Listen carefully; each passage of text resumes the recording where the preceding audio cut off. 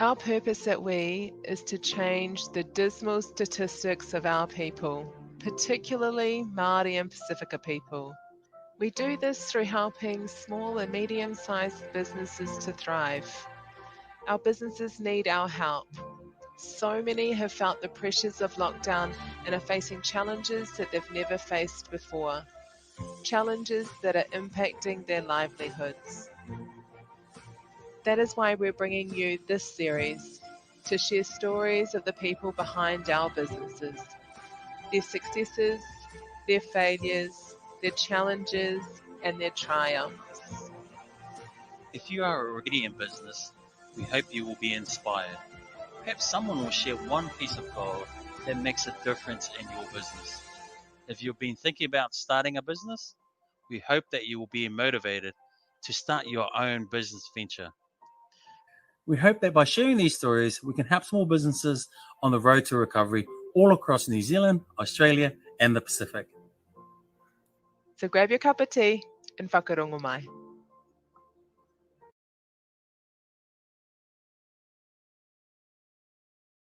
Kia ora te whānau nau mai, haere mai. Welcome to our cup of tea.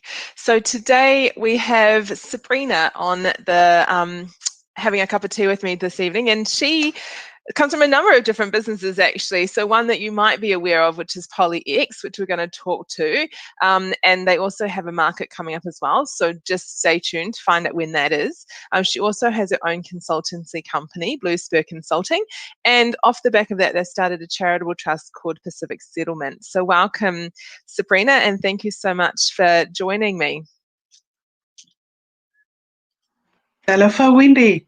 Talofa to all your listeners and those that are joining us on your cup of tea. Very honored to be on this platform.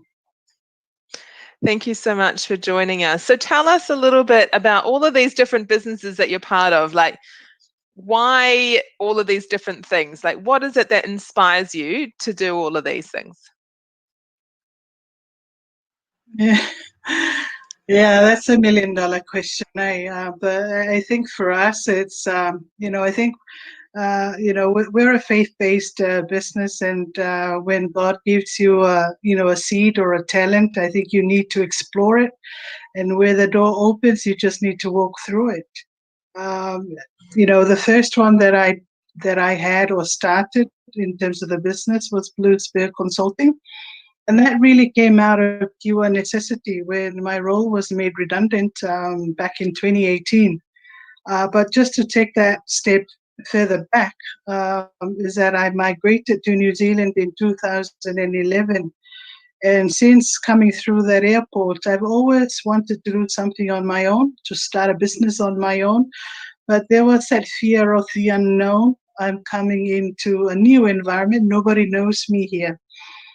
So I think it took about 6 or 7 years for me whilst working with British American Tobacco and then on to Auckland Council. I think it took that time for me to really fine-tune what it is that I wanted to focus on. And that for me was to engage effectively in our Pacific space. Being in council, I noticed that there are a lot of things being done. The design of our outdoor spaces and even policies are made without proper consultation of Pacific people. That for me was the aha moment, that is what I want to focus on. So when my role was made redundant, I took some time away, and really just seeking the Lord's perspective on it, whether that's something, and I was really just totally relying on whatever pathway He opens up for me.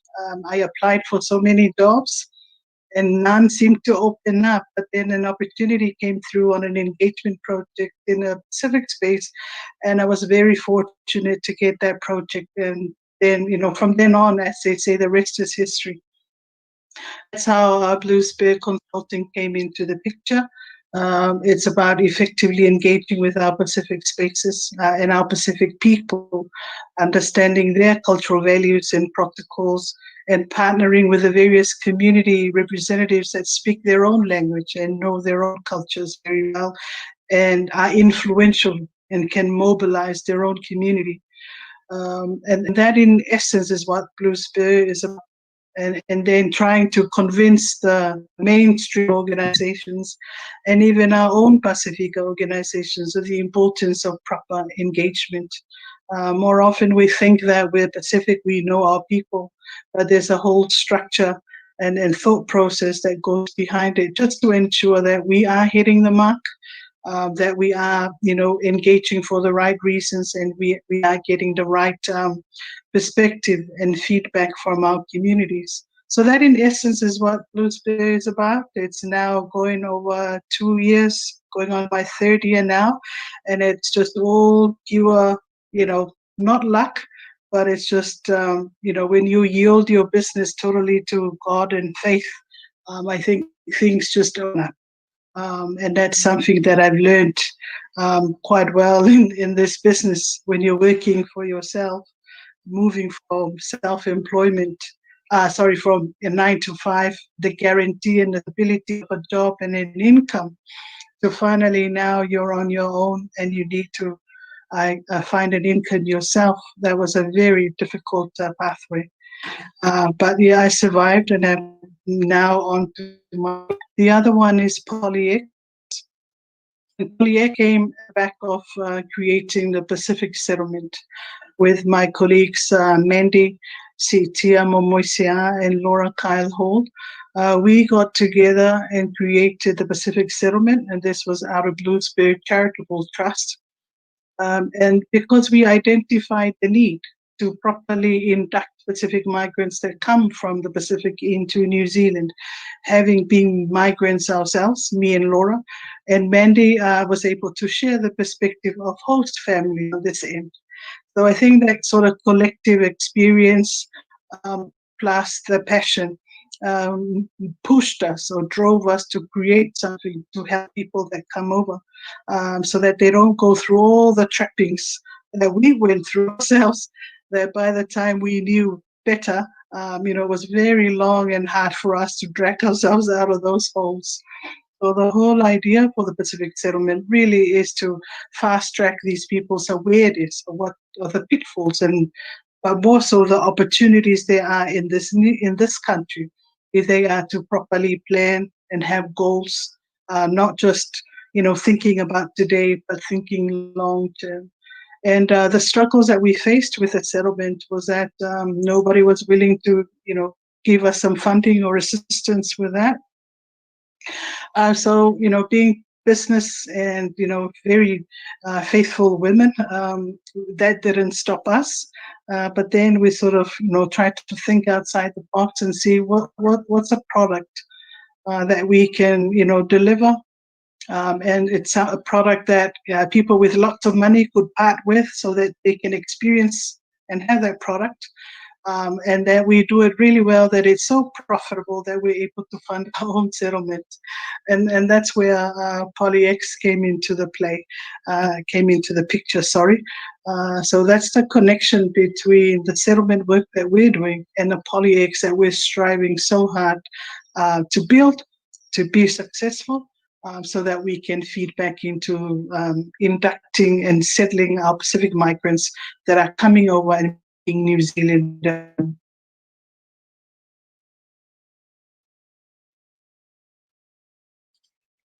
Yeah, that's really cool. And a couple of things that I've taken from that. So the first thing is, you get made redundant, which I know a lot of people at the moment are being made redundant, and we know that many more will potentially be made redundant in the coming months because of COVID. So it's really awesome that I guess you've already been through a journey that some people that might be watching this might be going through. I just wonder, was there ever a time in your mind that you thought, actually, I don't know that I want to go into business? Like, was there any hesitation, and what were some of those hesitations that you might have had? Oh, in the beginning, it wasn't so much hesitation, but it was more, I was looking for a collective to move with me. I guess the hesitation was doing it alone. I felt that I didn't have the right networks, the right experience to go into something completely new. Mind you, I'm an accountant by profession, and the space that I want to go into engagement is something completely new. And obviously people in that space would look at me and question, what engagements have you done? What networks do you have? Uh, so that was sort of hesitation there. But at the same time, I was scared to go in alone from the outset. And, but I was very fortunate to start Blue Spear with a partner, and that was Marie Young. And I'm very grateful and acknowledge her for just taking the initial steps with me. And then from then on, I found other business people, Pacific people who are also going into business and feeling exactly the same as me. And that, helped build my confidence. But, I think as Pacific people, we are highly spiritual. And it's a faith, our faith in the Lord, and that gives us hope to really move forward, regardless of the obstacles that in your head you created in your own head. You just have this very strong feeling and to push through. That whatever that is, it will work out well. So if anything, that's what I can inspire some other people to do, is to reach out. There are a lot of other people that are just starting their journey in business, but more so that, the power of prayer. I tell you, I had fortunate that I have a whole lot of prayer was really prayed into me, to have the confidence to step out. And then from there, things just open up for me. But it was difficult in the beginning. That's really cool. And I think that that's something that many people can resonate with too, the power of prayer. And what I also liked, you talked about, when you set up Pacific Settlement and you tried to get some funding for it and no one would offer up anything. So you decided to start PolyX. So what was that, like, what did you do to come up with PolyX? Because sometimes ideas come into your minds, but was there anything in particular that you did that helped you make that decision to, this is what we need to do, and actually this is what we're going to do? Yeah. Funny, I'm sorry about this, Wendy, but I just keep on going back to faith, because that very morning, Mandy and I were driving and we were hearing the scripture about, what is in your hands? The woman and a jar of oil. Sorry, I'm getting emotional now. And we're trying to find, what is it that we can do? But at the end of the day, we asked ourselves, what is it that we're good at? What is it that's in our hands right now that we could work with, we could commercialize, do something to benefit others? And I think when you have that thought of not just looking at benefiting you and paying your mortgage, obviously, that's our end goal for everything, but it's about looking at how can you benefit others. So we went into work, and that was over at the Pacific Business Hub, after creating the settlement. And in walks John Luau, this American guy with a very strong American accent. And he was talking to us about having witnessed a cultural group and how he thought, oh, that would be so awesome. We could package that and take it to the States. People, Alangis will pay for that, There's nothing here in New Zealand commercializes all of that. And Mandy and I just looked at each other and I said, and I think this is it. I guess Mandy herself has been involved in a whole lot of cultural groups and settings, being an ACTS girl, and very proud of her roots there, and experiences through the Polyfest. And John, with his talk about commercializing and how, if done well, we could really, make something of it. And I guess my role was really connecting the dots and really say to ourselves, you know what, we could do this. Why package it and take it to the States? There's nothing that exists in Auckland. Why don't we do something about it, and do it here in Auckland? And so that's how we sort of started. That's how the conversation. But because we were so passionate about pushing through the settlement, it gave me and Mandy an extra motivation to push through with that idea. Because a lot of the time we have ideas, we talk about it, and then it's just parked on the shelf. But for us, we really saw an opportunity there because we've just been praying about it. And then we thought, you know what, let's whiteboard it. The very next 3 days from the actual conversation in the hub, we met at the Glendine hub on a whiteboard and just put it out. And the very next step for us was, okay, now let's go find some data to prove that this is actually a feasible, financially viable idea. And it's funny, we went out and, we came across a feasibility study that was commissioned by the Ministry of Pacific People, I think, back in 2016, which it's all about setting up a facility here in Auckland, Pacific Cultural Centre in Auckland. And that report pointed to the fact that cultural tourism is highly lucrative here in New Zealand. They say about, on average, people spend about $1,700 on cultural tourism sites in Auckland. That's on top of accommodation. And they're looking at millions of dollars on just that very niche of the larger billion-dollar tourism industry in New Zealand. But they say that whilst that's very viable, the idea of having a cultural center is quite, cost prohibitive in terms of maintenance and ensuring that the cost of creating something, we actually have a return on it. So for us, we took the learnings from that. And again, we took it back to the whiteboard, and it sort of resonated and very much in line with our original thinking when we had our first whiteboard session, is that why don't focus about a center, but focus on the experience. And we wanted to ensure that people get to experience how rich the fabrics of our culture is in this new contemporary setting, and it doesn't matter where the location is. And I guess that's just how we moved on. We had our first show in February this year.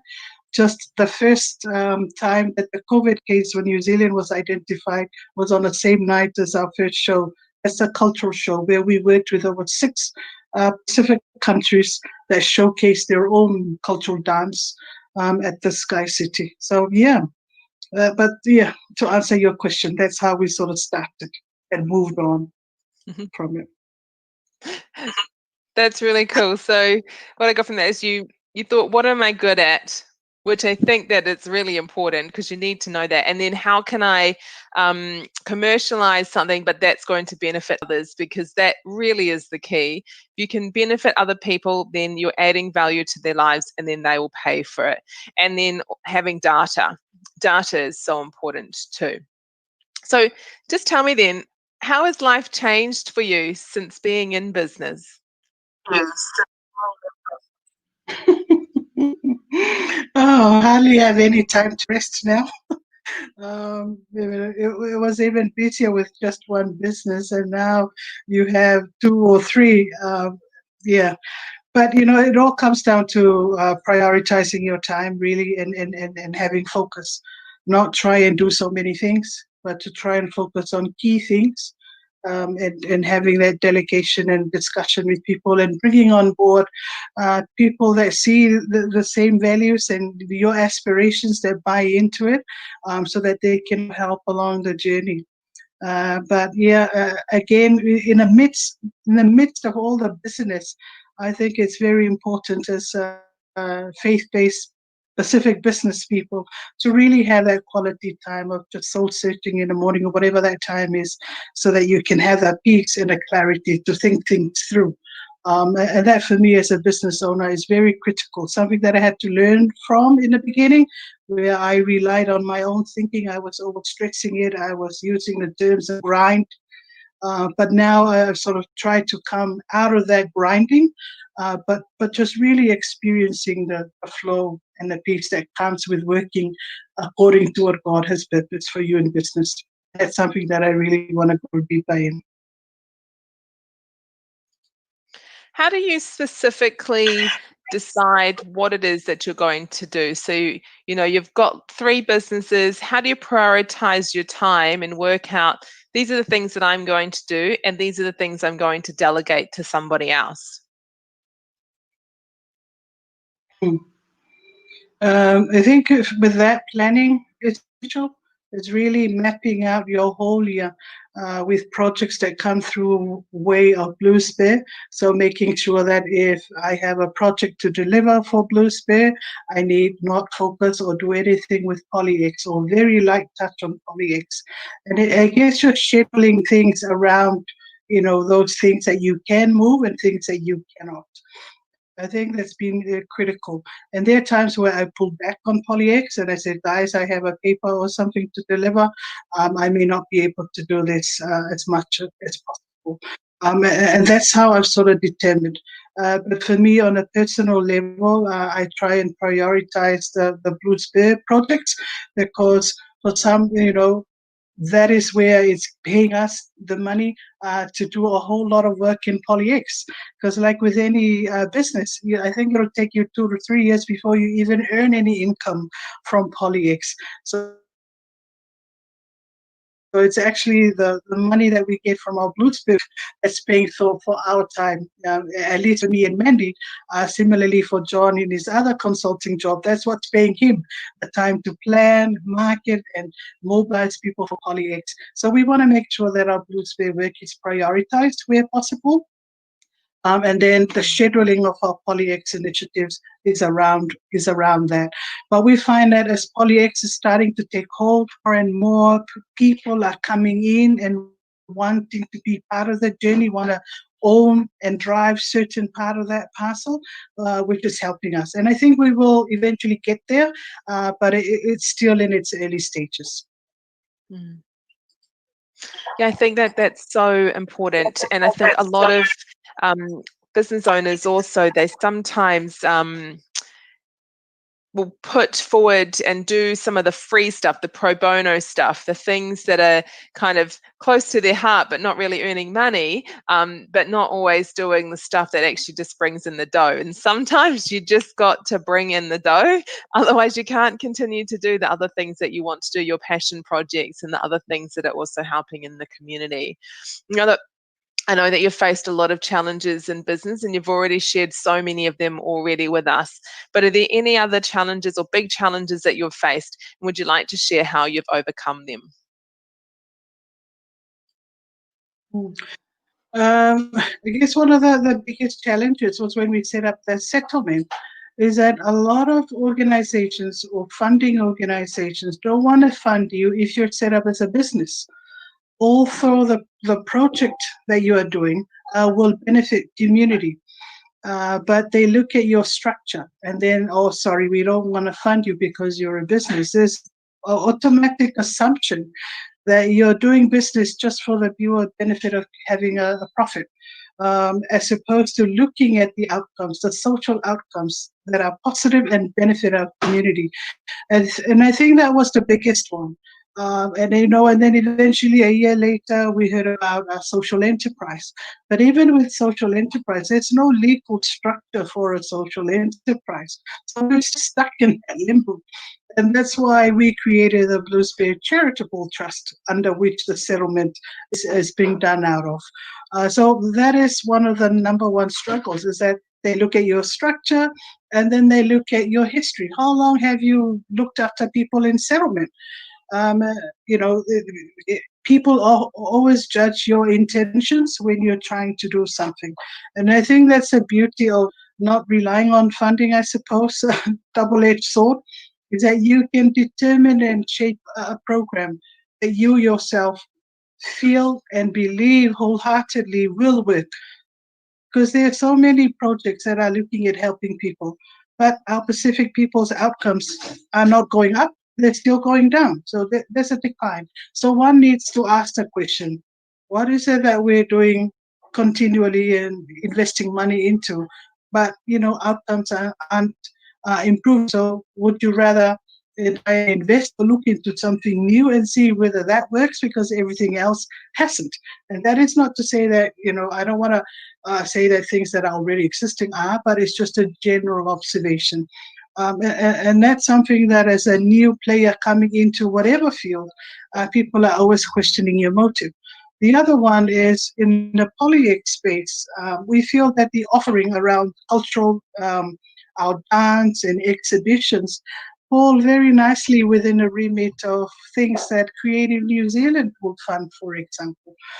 We find that they are even questioning the validity of what we're doing, which is mind baffling. Because if for someone who has come through our Polynesian night market experience and that of exhibition, you'll find those are all the elements that you will experience in the Pacifica, in those festivals. But we're being asked, are you a festival? We need to justify ourselves in that space. So and I guess that goes in part and parcel of building our relationship with people and funding organizations that have existed for a long time. And more so, COVID will continue to bring new players into these spaces. And I think for those, especially Pacific organizations that have been operating for such a long time, is to embrace us, look at us, give us a try, give us an opportunity to collaborate with you, and not, standoffish and not be inclusive. We talk about being inclusive in the world of the Palangi, and I think us in our own communities are not walking the talk when it comes to that. And I think as PolyX and as drivers of that, we're willing to put in a time to really tell people our story, who we are, just to gain some confidence into who we are as people, so that we can hand on heart deliver these things. So those are some of the struggles that we're facing, but I believe that in a collective of our people, we are able to overcome those. It's one of those things that's non-value add, because you feel that there are so much more important things to focus on rather than trying to prove yourself to someone. Or to prove a case. But unfortunately, it's just one of those things that you need to do in this current climate. So those are some of the struggles. And if anyone is thinking of going into business, once you have that in your heart, there are people who can help you to try and flesh that idea out. Because there's no longer the stability of a job. And I think COVID has shown that. But I know that our Pacific and Māori people are highly intellectual, highly creative, blessed with so much that they can start to build on and be able to earn income for their families. I agree with you completely. And you made quite an interesting there were quite a couple of things that you talked about that actually I hadn't properly thought about that have really struck something with me. You talked about structure and, having to be a charitable trust. And I do think that that's a mindset. It's like, oh, you're a business, well, you're for profit. And they question that like it's a bad thing. But, we talk about not for profit. And I just think, well, actually, you shouldn't be not for profit. You should still be for profit. Otherwise, you're not sustainable. So what are you telling business owners by getting them to go out and create a not-for-profit or a charitable trust structure? And then the other thing around that is that if you have a business and a charitable trust, that's two sets of financial accounts as an accountant, and you'll know because you're an accountant, two sets of financial accounts and all of the extra compliance that comes with it, which is just a whole lot more money that you've got to spend just because they want it done in a particular way. And I don't think it necessarily has to. I'm going to start asking that question more. That is a really good one. And I do also like what you said about inclusivity, being inclusive, and collaboration. And, yes, in the Pākehā space, that's like a big thing and they talk about it a lot. And I think in the Māori and Pacifica space, we bandy the word around, but are we actually living into it? That's a really good question. I think that those are definitely things that we can be asking more of. So look, we're about to finish up, but is there anything else that you would like to share with our listeners? And one last tip that you'd like to give to anyone that might be already in business or someone who's thinking about business that you can share? My only encouragement is don't give up, and that a closed door is not meant for you. But just push forward, because eventually there will be an open door for you. Believe and just commit everything to prayer, because I believe in the power of prayer and the presence of the Holy Spirit in directing your paths. A lot of people may not be in line with that, and that's fine. But this is my own advice and experience. And, building relationships is very important. There are a lot of business, trusts, like the Pacific Business Trust. We have a whole lot of other organizations that can help our Pacific businesses. And I think in time, with a collaborative approach, and really just not giving up, in reaching out, having conversations, eventually people will come around, and that's what we're seeing with PolyX. When you have something in your hand, work with that, because that is all you need. And then and if you do it really well, be faithful to it, give it the best you have, and naturally all of those people that slide or questioning who you are will naturally come and support you. So don't give up hope. Have faith still, that your reward is coming. Thank you, Wendy. That's a really good one. And hey, look, before we finish up today, I know that you have got a couple of PolyX markets coming up. So can you let our listeners know when they are and where they are so that they can come out and support? Thank you, Wendy. Our next markets will be on the 6th of November.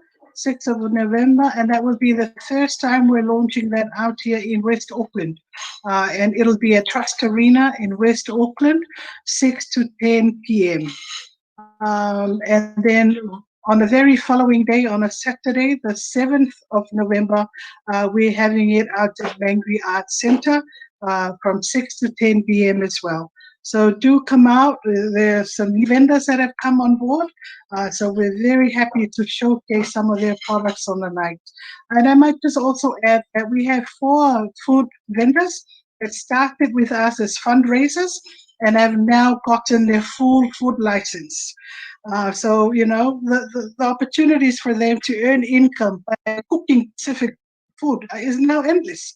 But before, they didn't know how to go about it. But this has given them not only a platform, but also extra motivation to go and get themselves licensed. So, there are opportunities to be had with everything. Again, it's what's in your hands. Be faithful with it.